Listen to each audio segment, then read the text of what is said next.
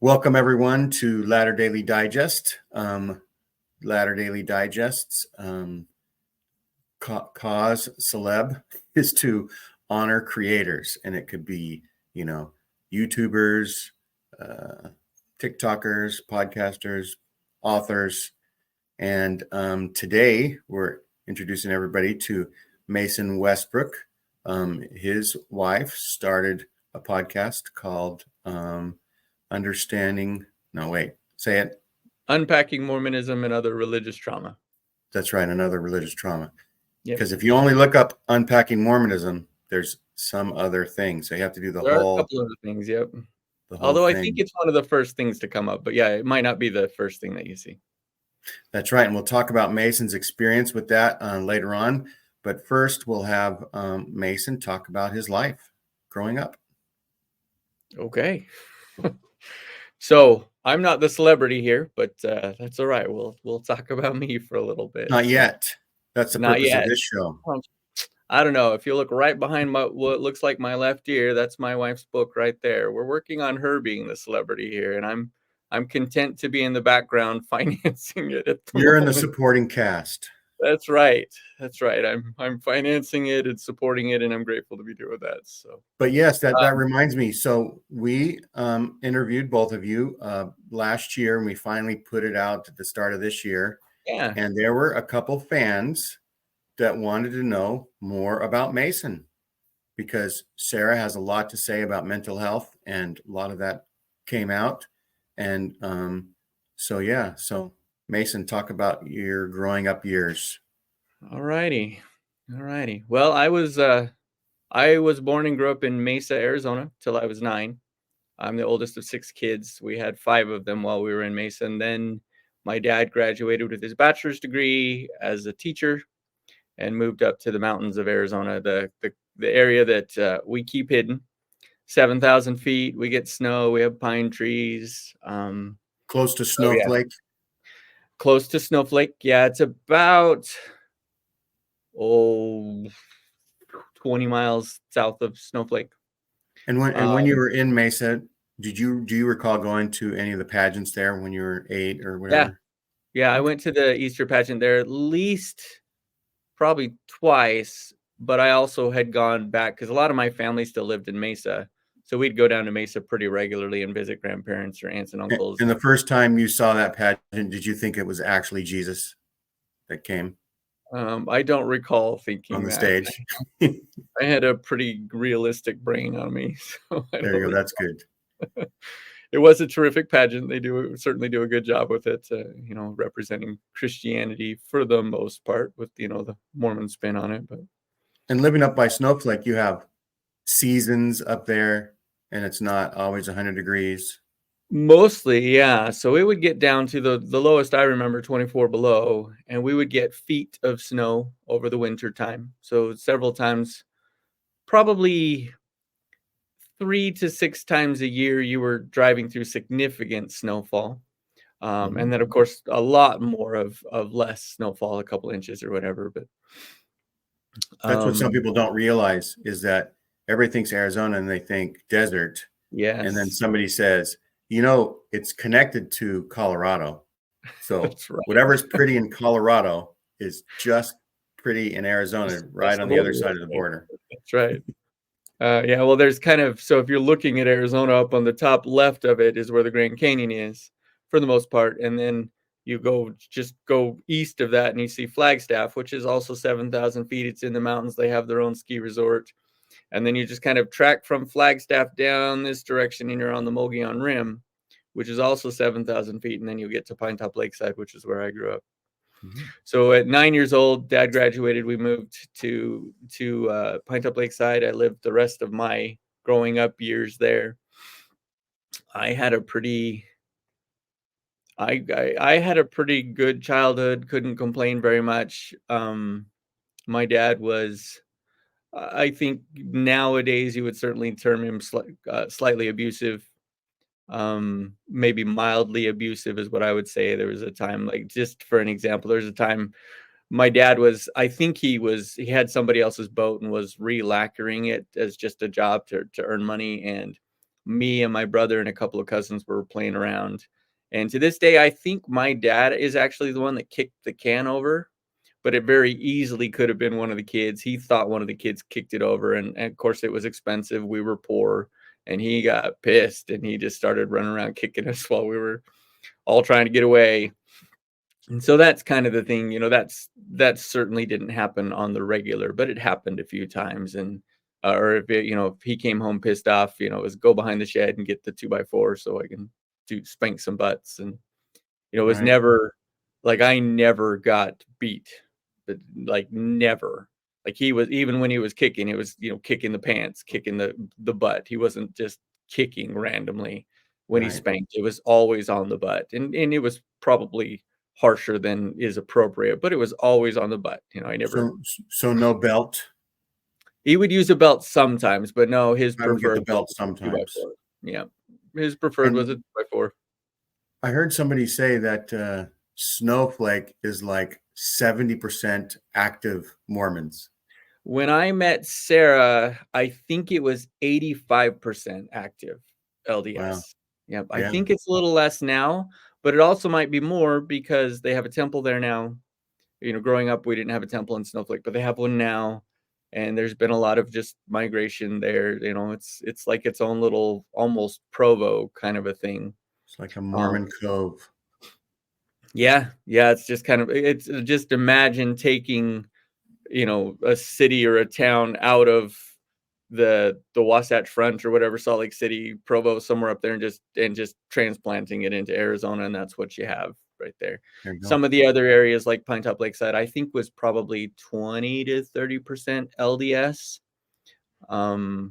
We had probably during the winter time somewhere between 5 and 10,000 people there, and we had 4 or 5 wards. Hmm. So I mean, it And was so really you were well. deacon teacher priest there, and did Mhm. you have any leadership positions in those I was the colonies? Deacon's Quorum president. I think I was all. I was the Deacon's Quorum president. I think I was the Teacher's Quorum president, and I was the first assistant. I think. I don't remember too well, but Right, but you were up there were a there. lot of us. There were a lot of us. We had, again, kind of transplanted.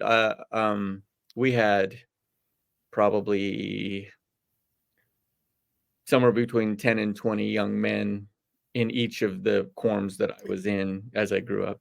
When I was teachers quorum president here in San Leandro, California, in the early 70s, we had 24 names on the rolls of teachers, of which about half were active.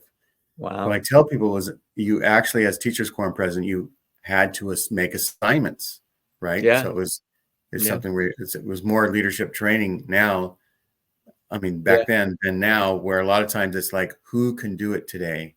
you know, like Yeah. we need Well, and that's somebody. yeah, and that's what I grew up in. I'm all my growing up, there was always lots of Mormon support around. We certainly were not in the mission field, as I have been since joining the army. We've almost always been in the mission field, quote unquote. But just to kind of give you an idea of I don't know if this was from my parents, but my just kind of, I hate the word inbred, but my inbred scrupulosity. Um, when I was 8 or 9, some of my friends had found some pornography, like they'd gotten a hold of a Playboy or something and torn some pages out of it. And of course, they were ogling it. You're 8 years old, right? You don't even care about that kind of stuff really, except for just the excitement that gets into your brain. And Yeah, so it's like a mystery unfolding before your eyes. right, Like, what's the oh, big deal here? I know it's good. It's got to be good because I've seen boobs and wow, those are cool, right? So yeah, yeah. it's just kind of that thing. And so they rolled them up and like stuffed them into a cactus or something. And I went back later and pulled them out and burned them and tore them up. And so that's just kind of where I was. Right, because you didn't want Satan influencing you and your friends anymore. Right, right. I was protecting them because I didn't really have any desire to go back and look at it. I did see some of it, just Mhm. tearing it up and burning and stuff. And I can still remember some of what I saw from that. So, that just kind of reinforces that whole idea that if you look at it, it'll never go away, Did you which get any? isn't necessarily true, but it was for me as an 8-year-old kid. Did you get any flack from your friends, or did they know you I did it? don't think they ever knew that it was me. I don't think I ever told them that. So I had the courage to tear it up, but not while they were there. Some of them might have been glad that the evidence was destroyed. Yeah, maybe so. Maybe so. I think it's funny too. It was me and my brother and our neighbors. They weren't members of the church, although I think they got baptized later on. But yeah, so anyway, that So was my philosophy. was everything self-sustaining around there, or did sometimes you guys drive into Phoenix to get certain supplies or shopping? I don't remember ever driving into Phoenix. We were kind of on the edge of Mesa, where now Apache Junction has kind of grown into it. When I was growing up, there was a break between Mesa and Apache Junction. Now there really isn't. And I don't remember having to drive anywhere for supplies. We drove into Mesa to visit family, and so maybe we got stuff when that Yeah. happened. I wasn't really aware of that. So. Right. Then I moved to Pine Top Lakeside and went through all the progressions. I never had any desire to do anything outside of Mormonism. I stuck with the rules and the regulations. I wanted all of that. I And didn't have a you were girlfriend. training yourself to go on a mission while you I were didn't your have a prep. girlfriend until I was 17, 18. It was right around the time I turned 18, the last part of my senior year. You know, we kissed and made out a lot and never stepped over the line there. There was nothing else, nothing I would ever go to my bishop about, because I knew I wanted to go on a mission. Mm-hmm. Nothing was getting in the way of that. And so I did. So never had any issues with that. Had opportunities. Like I was very ignorant. If a woman had wanted, if a girlfriend had wanted to have sex, I probably wouldn't have been aware. Because Mm-hmm. I didn't, so I didn't really pay attention to it. There was one time that I knew that's what was on the table, and I walked away. I wasn't interested, but Mm-hmm. most of the time that wasn't the case. And I Because you were wouldn't have been aware. dedicated. So where Yeah. did your mission call take you? So I went to Boston, Massachusetts. Um, So ne- foreign language. yeah, foreign language. Yeah, for sure. I did learn. We had Spanish, Portuguese, and Cambodian there, and Haitian. And I lived with elders that spoke all of those languages, so I picked up little bits here and there.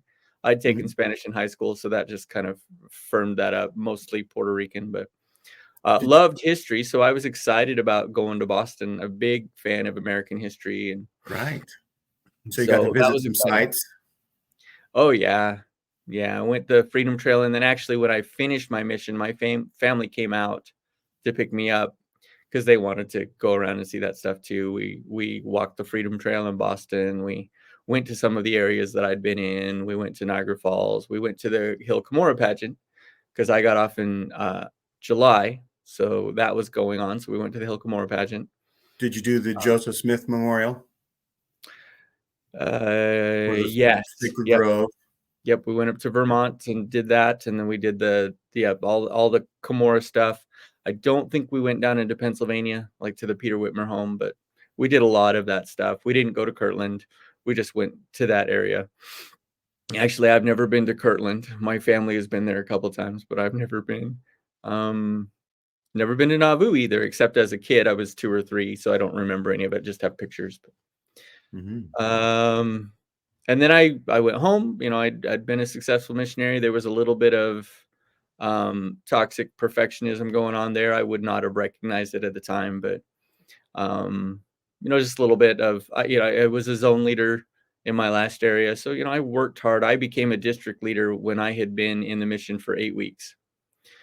So I was proud of that, you know, not because of any necessarily stroked my ego. I was just proud to be able to serve, proud to be able to be a part Right. of that. And I have, you know, I have leadership qualities that I appreciate and recognize, and so it was nice to be able to be a part of that. And then as a And so zone leader, then did you start an education right away? yeah. So I went to a year of just community college before my mission. That was back when it was 19. I'd gotten an academic scholarship to the community college in our area. So I went for a year, didn't really know what I wanted, just general eds. Then went on mission, came back, and then went back to school on that academic scholarship. Also got music and drama scholarships there because I loved that kind of stuff. Just choir. I don't play any instrument well enough to be in a band or anything like that. And then I met Sarah at that community college. She wasn't happy about being there, wasn't happy about seeing me. She didn't know me. I'm a goofball. I had this idea that I wasn't really looking to get married necessarily. Um, but I wanted to just date. And I found I had this idea that Mormon boys are kind of pansies. They won't ask. And So you were so I was like, bold. I'm not doing that. I'm not doing that. Yeah. I wasn't that bold in high school. I dated a fair amount, but I wasn't that bold in high school. But in college, yeah, I was like, no, I'm not playing around. I'm just gonna date. I just want to have fun. I want them to be able to have fun. I want people to be able to see what it's like. I treat people with respect, and I wanted to be able to show women what it's like to be treated with respect. And for the most part, I did that. If you don't knock, the door won't open. That's exactly right. Exactly right. And so in that first year, I met Sarah, and we got engaged in December of that first year back from my mission, and got married in June. I still didn't know what the heck I wanted to do with my life. Um, I was working as a postal route carrier, so I was a mailman.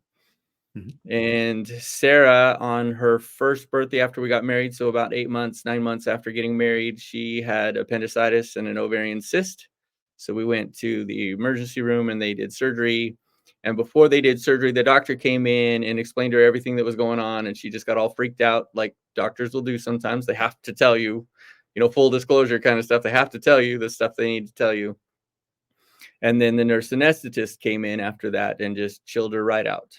Wow. And either before or after the surgery, I don't remember for sure, she looked right at me and said, "You would do good at that."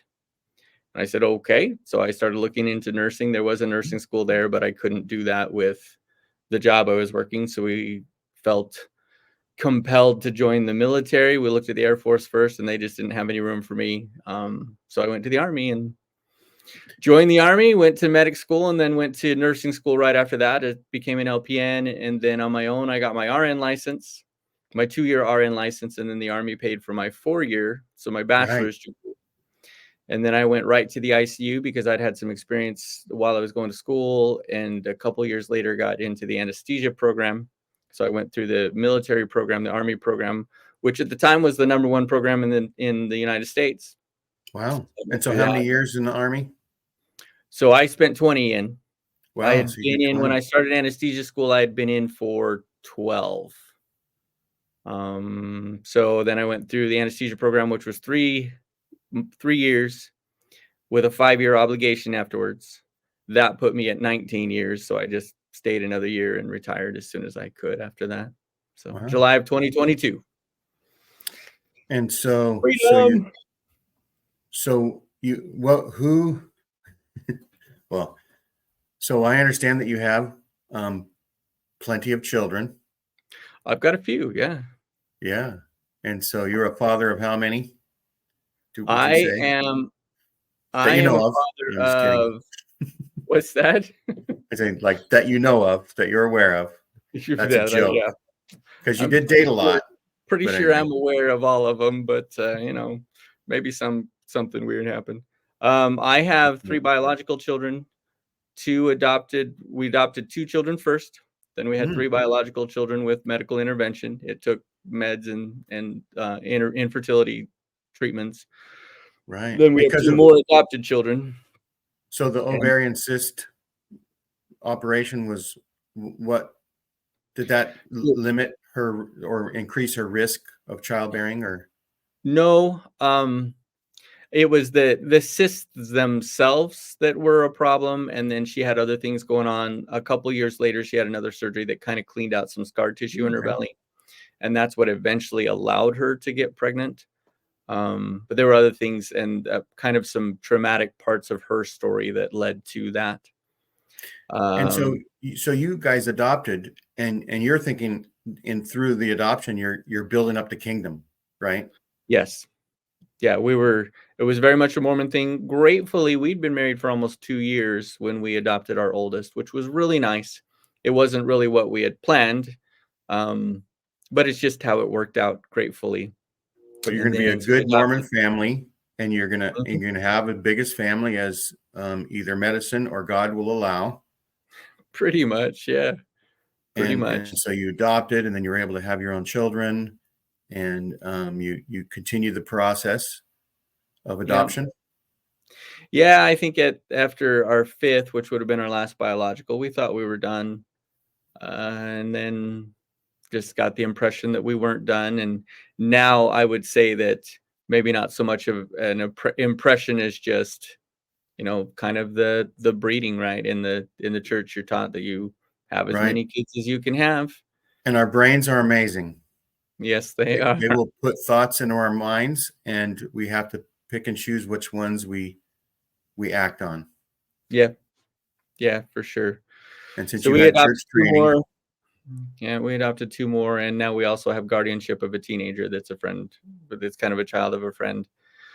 Really, right? the numbers aren't the big problem as much as we have 3 of them have significant special needs, and So so at that some has point, really been a struggle. Sarah decides to continue her education. So she did. That was really after our second son was diagnosed with bipolar with psychosis at 4 years old. So he turned 5 in the hospital the first time he got admitted to a psychiatric facility. Wow.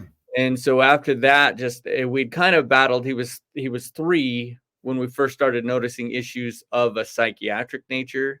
And so it was a battle to get him in to see a psychiatrist because no psychiatrist wants to see a 3-year-old. Right. Typically you're not seeing real psychiatric issues. So it was a battle, but finally, when he was 4, there were enough circumstances that happened that forced him getting admitted. And so they took And a close look at him, diagnosed him with psychosis and bipolar. A couple of years later, he got diagnosed with schizophrenia instead, and and so then as affected. parents, you guys want to learn all about this, right? You're going to have to deal with it the rest of your lives. So you want to Yeah. learn about it. And I assume that Sarah started thinking, well, if I'm going to learn about it, I might as well get a Yeah, I think that's degree. kinda what happened is, yeah, she said, "I'm gonna learn more about this," and that kind of moved into a career path, and to be fair, she was the one that really felt like she needed to learn more about it, and I was not necessarily like, I was happy to learn more about it, but I wasn't headed down that career path. I didn't spend very much time learning. I mostly Right. learned from her as she learned, Right. so, So she would learn something and she'd tell you, hey, look what I yeah. just learned. And you'd Yeah, sort of or get it or by tell me, "Hey." osmosis. Yeah, or tell me, "Hey, you can't do that like that anymore. For Brig, you gotta do this differently." Right. Um, like, we weren't really interested in spanking our kids. We both had grown up with that, and one of the things that we definitely agreed with each other on early on was that we were not going to raise our kids the same way that our parents had, Right. specifically with discipline. So Sarah gets her master's degree Yeah, so she got her bachelor's first, and then she continued on to her master's and got an LPC license. around License. 2018. No, she got licensed. She finished her bachelor's, I think, in 13 or 14 and got licensed in 16 or 17. Oh. And then she set up her own private practice in Ah. 2018. And so when did the idea for a podcast come to her mind? So I was called to be a bishop in 2017. I graduated from anesthesia school and had been out about a year when that happened, and um, both happy to serve in those callings. At the time, Sarah had always struggled with some aspects of Mormonism, but they hadn't come out very much, except for in 2004 when we really went through some personal struggles. But so I got called in 2017. I deployed to Afghanistan and with the military in 2018. So I think I got called in August, and then April of the following year, I got deployed to Afghanistan. I did not get released as a bishop, so I served as a bishop in Afghanistan for 4.5 months. So you had to phone it in to be the bishop for a little while. Luckily, I was in a place where we had a really good internet signal, because that was not always the case. Certainly, that's not the case with the military deployments. I was actually at a CIA outpost, and so they had good internet. And gratefully, I was able to do things like WhatsApp, and Right. I was able to participate in bishopric meetings and decisions and all that. And then the other big piece of that was my first counselor had been a bishop before, Right. So so it all worked out really well. you were already prepped for COVID. Yeah. Yeah, already prepped for COVID. Um, so then I came back and served for about another year-ish. I don't remember exactly. We moved my family early in April Right. of You moved. 2019, so that and that we've kind of told that story. I think we told that story on the last podcast with you Sure. guys. And we'll have a link to that in the Okay, description. yeah, good. There's also a lot of my story is on Unpacking Mormonism episode 39. So that kind of goes into my story. Our story is intertwined, but my story is a lot there. And so we moved. That was stressful too, because now Sarah's raising 6 kids by herself. We're once again separated. We've estimated that over 20 years of military service, we were probably separated for 5 years, which That is keeps, on one hand, which it's stressful, but it yeah, keeps the reintroductions sort of flame alive. it can really. The struggle for us was that I grew up in a home where there was no emotional intelligence, there was no emotional maturity, and the way that I typically handle difficult situations was I just kind of walled myself in, and so that didn't work out very well during deployments and things. I did a little bit better, certainly did better in Afghanistan in 2018 than I did in Iraq in 2004. But during that separation where I was not deployed, we had just moved our family. It was 11 months. And that's when I really had gotten clued into the fact that I just wasn't emotionally available. For the first time in my life, I started to work on what that meant for me, why that was going on, and how to fix it. I'm very much Were, a fixer. were you seeing your own therapist? I wasn't, Not yet, or I don't know. I was not. Not at that time. I had not seen a therapist. I started seeing a therapist when I got to Missouri with my family after that 11-month separation. Um, And during that time, with all of that stress, she had a nervous breakdown, and then she had another nervous breakdown after that, but for the first one, she actually went inpatient for a few days, several days, 6 or 7 days. She looked at everything that was giving her stress in her life and what she could give up, and at the time, she felt like the only thing she could give up was the church, and so she decided she just wasn't gonna go anymore. And she hadn't gone, I think, a lot when we were separated, mostly just because it was just a huge chore for her to go. We had moved to a community that was a little bit away from the military community, so not as just as open-armed, but not as accepting and just, "Hey, let's get," military community is used to having people gone, used to stepping in and helping each other out, being immediate, fast friends, family, so on, and that wasn't the case here, so she really struggled with that. And then she told me that she was struggling with all that she wanted to leave the church, and we went through a couple of maybe a good year of just not a very good time at all. And what was your calling at that time? Um, Do I you got remember? released as bishop in 2019, actually about August of 19, so I served only about 2 years because I was just trying to go back and forth and see my family. It was about a 10-hour drive from where I was, so on a long weekend or something, I would try to just drive up here and spend 48 hours with the family and drive home. And that just it got to the point where I couldn't do that and be bishop at the same time, so I just asked, I know I'm leaving eventually anyway, and to be honest, I had looked around and I had already figured out who I thought my replacement should be, which made things better too. I just went to the stake president and said, look, I think it's time. This is a guy I think needs to be the bishop. And shortly thereafter, he was called and I was released. Mhm. So then So what was your next calling after that? I served in young men's. I think I was just a young men's advisor. I didn't serve in anything important. So had you repaired a lot of the damage sort of to your relationship by the time Sarah decided to do her podcast? Oh yeah. Oh yes. Yeah. Okay. By the time we decided to do the podcast, I had finally gotten to the point where I could see her perspective. Like initially, I did all the wrong things. I responded in all the wrong ways. I did all the thought stopping, the gaslighting, the you just don't understand, Right, which because is ridiculous. in Mormonism, not going to church is like discarding your family's future. Yes. Yes. That's exactly what it was. And supported by things like, I forget who it was in general conference, the lady that talked about how grandma drank coffee and that One had cup of led so many coffee. people out of the church. How could she sacrifice her family for a cup of coffee? Right. Just ridiculous things like that. And of course, we just accepted as Mormons, like, yeah, how we can't let anything so silly as coffee get in the way of our eternal salvation. Right.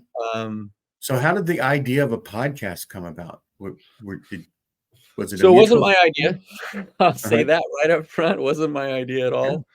all. Sarah wanted to do one where we talked about so we had both looked at, by that time I had listened to a lot of um, Bill Reel, RFM, mostly in the form of Mormonism Live. Mhm. Since then, I've listened to a lot of other things as well. I listened to a few Mormon stories. That wasn't really kind of my jive. I'm really more of the give me the facts, give me the information so that I can just feel it. I'm not much of a story person as much, Right. but I did listen And, to a few of those too, and that made a and huge difference. and Mormonism Live often will go into a deep dive on like a single Yes. subject and Yeah. topic. Was Yeah. there a Mormonism Live episode that you can remember that was kind of impactful to you? I'm not remembering anything offhand. The first thing Uh-huh. that comes to mind is RFM did a 3-part episode before Mormonism Live called The Apostolic Coup d'etat. Right. And I remember that one a lot. He also did one called Lies, More Lies, and I think it was tithing or finances or something. And then there's just a lot Mormonism Live that I listened to that just kind of really clued me into, how we just don't see things from the right perspective, or at least from a different perspective, right or Right. wrong. Kind of get away from the right or wrong thing. We So just like didn't see them from a what are the different perspective. facts? And you were interested in the Yeah, fact. yeah, yeah. And how can I shift my perspective so that I can see this from? It's funny, actually. I was listening to Mormonism Live just before this. I'd gone to run an errand, and it's the most recent one, the one that came out just a couple days ago about polygamy. And Bill Reel had said at the end, let me make sure I quote him correctly here because I don't That's want right. to, Polygamy before 1990, I think is what the title before is. 1890. Yeah. Before 1890, yeah. So he Yeah, said at before the end, he said, 1990 would be about Warren Jeffs or something like that. yeah, yeah, that'd be a little bit different. He said, you can either choose a faithful, believing perspective or you can choose the truth. Which one you choose is entirely up to you. And as you start to step back and see things from a different perspective, you can see the relevance and the truth of what he just said. That there's just so much that is, brushed under the rug or completely ignored or gaslit. They'll tell Right. you something different. So Sarah had this idea as we looked out. We didn't want to do something like Mormon stories. We don't have the audience or the finances to do something like that, and it was already being done well by John Dehlin. We looked at the factual things. She loves to research. I don't really like to research, but I do have a good knowledge of the scriptures. I would consider myself a moderate scriptorian. But it was being done. It was being done well by Bill Reel and RFM and Nemo the Mormon and a few others. It was been done well. So Sarah looked at what she had and experienced. She said, I want to talk about the psychological issues that come from Mormonism and religious trauma, because it's certainly not exclusive to Mormonism. In some areas, it's worse. In some areas, it's not, but not exclusive. But so she wanted to talk about that. And as she thought about how to do that, she suggested a conversation, basically. And that would require me being involved. And at the time, I was still maybe not a TBM, but I was certainly not out of the church or even considering leaving the church. I could see her You were perspective. attending. You were I attending wasn't attending very much. a lot, right? Mostly because our lives were so busy. And it was actually, I think, still during COVID too. I'm not sure if things had picked back up. Did you have a feeling that, well, there are some problems with the church and the Lord has to use imperfect men? You knew that you were a bishop and you were imperfect at the time, and you had to give allowances maybe for some things to happen. And God works in mysterious ways, maybe. And someday things will correct itself and the church will be more healthy and better for people. That was your perspective, would you say? I think that's kind of where I was at. Yeah, just kind of giving voice to. I was in the place where I thought we could talk about the history. We could talk about the things that are kind of icky and gain a better understanding of them while remaining faithful. Right. Work That's through them. where I was. Yeah. And she's never wanted to pull anybody out of the church or keep anybody out in the church. She wanted to talk about the issues because for her, it's all about health, as particularly mental health. And she'll describe it. If somebody comes in to see her and says, I'm Mormon, I want to stay Mormon. Okay. Like as a counselor, she's not going to try and pull you out of any kind of a religious system if that's not what you're there for. Now, if you come and say, I'm part of a cult, I need out, help me get out, then she's going to help you learn the tools that you need to get out. But religion isn't a part of what she does so much as it's a part of who the client is. Right. If religion means a lot to you, then of course it's going to be a part of your counseling a little bit. If it doesn't mean anything to you, then it's not going to come up at all. Right. You don't counsel people to change their belief system. You counsel them to help them work through their own things. And I suppose she had gone through informed consent earlier with her medical issues. Oh, yeah. And now she's providing informed consent for people that are interested. Yeah. Yeah, absolutely. And she started to see, because as a counselor, she doesn't tell you what to do for the most part. She helps you see things from a different perspective. She helps you to view things a different way than you viewed them before. And then you decide what you want to do with that. And so she really and she's very, very good at what she does. When you look at kind of just her stats with clients, she before COVID and before our youngest daughter got sick with Crohn's, she had very few cancellations. She had very few clients that had fired her. Like it was incredibly impressive, her track record with clients. And some of that's changed a little bit, mostly because she unfortunately has to take a lot of time off to take care of some of our sick kids, and that complicates things. And in our interview that was put out a couple weeks ago, she goes over something that she noticed in her practice about how certain people were stalling out. And so she examined that. And that was part of the impetus for the podcast as well. A little bit. It was really the impetus for her to start looking at the church as a whole and why things weren't going. But then, eventually she got to the point where I really want to be involved. And we kind of looked at where the gaps were. We wanted to do something about the psychological impact of religious trauma. So you decide to do the show. Now, do you design the logo and everything before the first podcast happened, or did that? Oh, yeah. over Oh, yeah, time? she's very much like that go-getter. She had it all designed and ready before we Mhm. started anything.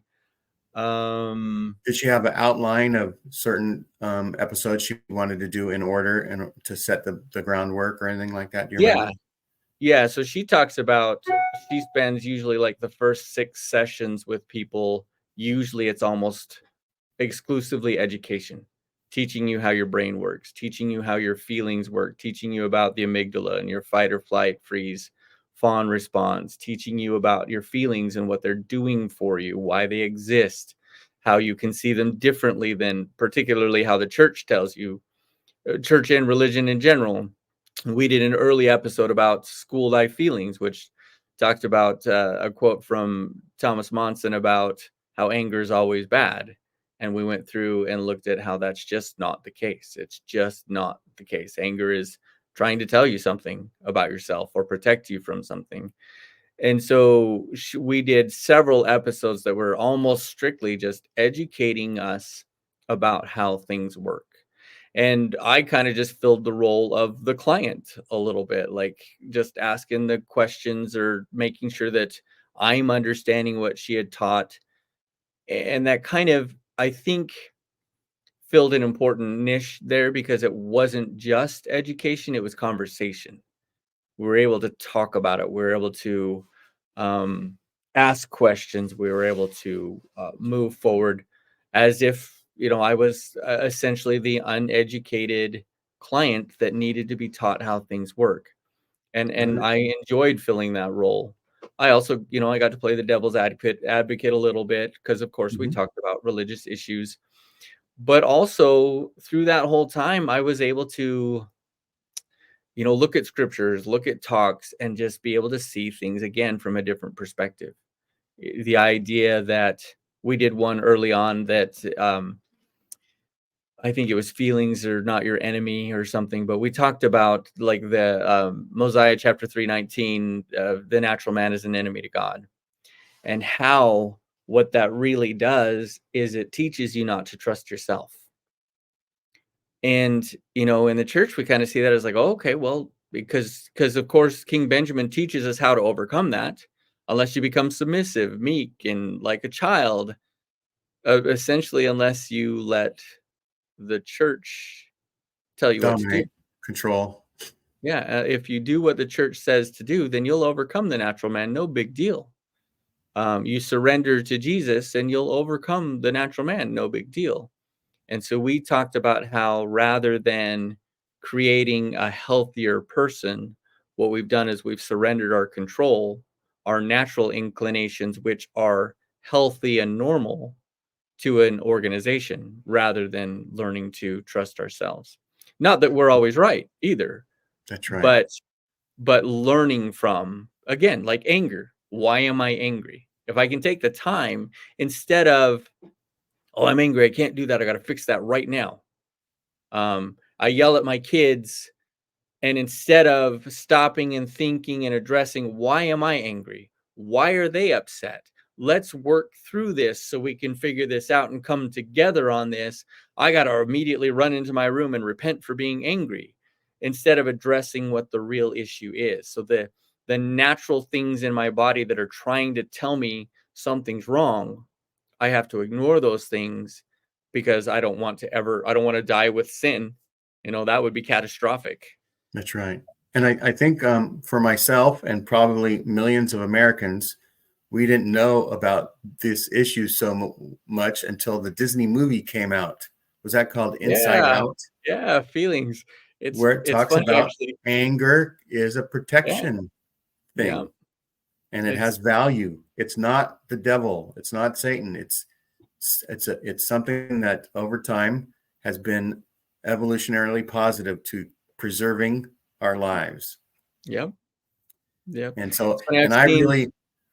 I really Go ahead. appreciated when I first, stumbled upon your podcast that you were sort of asking the questions that I sort of had at the same time. And it was really a cool combination, I thought, of not quite yin and yang, right? Not Yeah, opposites, but, a blending of certain, viewpoints, right? That that would reach to me a lot of people. And so I think watching your show probably got me on the idea that, more people need to be aware of smaller podcasts. And I think Yeah. you guys had a Facebook presence, a group page or something like that. Yeah. I guess Yeah. I those are still do. two different Yep. things. And I said, I'm going to double your followers on this group Remember or that. whatever. And I was just doing it because I thought more people should see it. So I invited, 500 of my closest Facebook friends to join in, and maybe 100 of them said, okay, right? Yeah. And then Sarah sent me a very nice water bottle. She gave me a choice of merch, and I took the water bottle, and I still have it in my car, and I'm still using it, and it Right. keeps my water nice and So we have cold. that, right? I get the one that's black and says Yep. Unpacking Mormonism and Other Religious Trauma. And Yep. so I really appreciated her having all that stuff. And I was thinking, wow, there's no way she's making enough money on this podcast for all this merch. But I suppose it helps her grow her business because Yeah. she can make connections and get referrals and things. And so that it all works out. And Yeah. about when did she decide that she was going to write a book? So she's wanted to write for a long time. Let me address one thing first. You said that it got you thinking that I needed to learn about this. One of the powerful things about Mormon stories is the I'm not alone thing, right? You tell your story and people can go, "Oh man, that's me too. I can't believe Right. that somebody else I was have a going through that." community. Yeah, and that's the power of it because it allows people to not be hidden anymore. They can address the fact that they're not alone. Well, I don't want to leave the church because I'm probably the only one that feels this way. I'm going to be all alone. Now you have this community that says, "No, we've all felt that way." That's the power of it. And so with our podcast as well, it's this idea we all feel anger, we all feel distress, we all feel uncomfortable, we all feel inadequate. It's not that those things are bad, it's that we all feel them. What do we do with them? What are they trying to teach us? What is our body trying to tell us so that we can become more self-aware? And that was what we were trying to accomplish. It was helpful for me too, because I'm not a very self-aware person. I grew up in a home where emotions weren't necessarily discouraged, but they were certainly not encouraged. They weren't dealt with. The only thing that I remember is just anger, my dad being angry, which was not all the time, but that's the main thing I remember. Just that Right. fear of, dad's going to be angry. It And almost so like was pent up and then it would burst out and be a negative experience instead of yeah, yeah, he using didn't that. know how to deal with it either. Like, Right. I don't know if even today he knows how to deal with his feelings. He's just kind of learned over the years how to manage them better. Um, but yeah, so I just didn't know. And as I've mentioned already, I can't even remember if it was before when we were talking, but um, one of the things that really is one of the only things that Sarah and I have really struggled with in our marriage is my inability to be emotionally connective. Yeah. I didn't even know I was missing it. And I certainly didn't know how to do it. And so as I've gone through this podcast and certainly before as well, and just kind of learned how to be emotionally connected, it's made a huge difference. And I still suck at it. Like I was probably a 10%er before and maybe a 40%er now. So a lot better than I was, but still struggling with that because it's just not natural for me. And so yeah, that's where that goes. But so as far as the book goes, Sarah's wanted to write a book for a long time.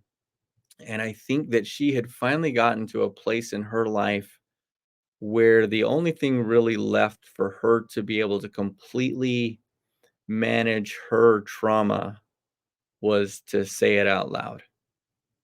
Um, and we finally got to a point where she could write it.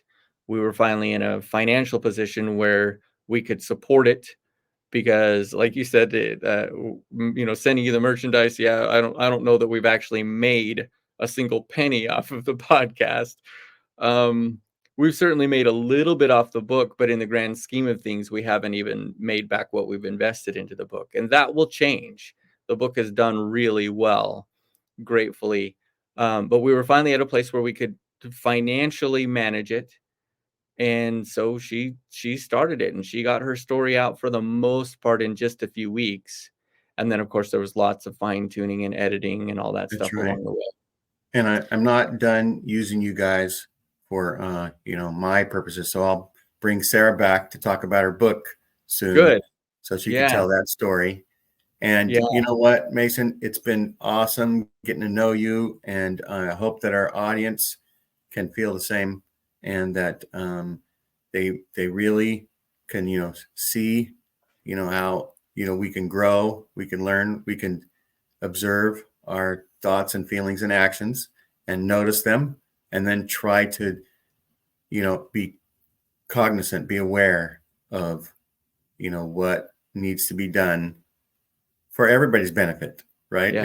If you can figure out your emotions and what they are and what they're doing, it's going to help you. It's going to help everyone around you. It's going to help, it's one step that the whole world could use toward, getting better, being a better place. And I so think thank so. you so much for coming Yeah. on the show. And Thanks for having everybody, me. It's exciting to be able to just kind of talk about our history and how we became the people that we are. that's right. Everybody like and subscribe. And we check out the links in the description. I always rewatch these interviews, and I try to get what was mentioned and try to put them in the like the show notes or the description or whatever. And Yeah. so everybody have a great year. Signing off. Talk to you Thanks, later. Gene. Bye-bye.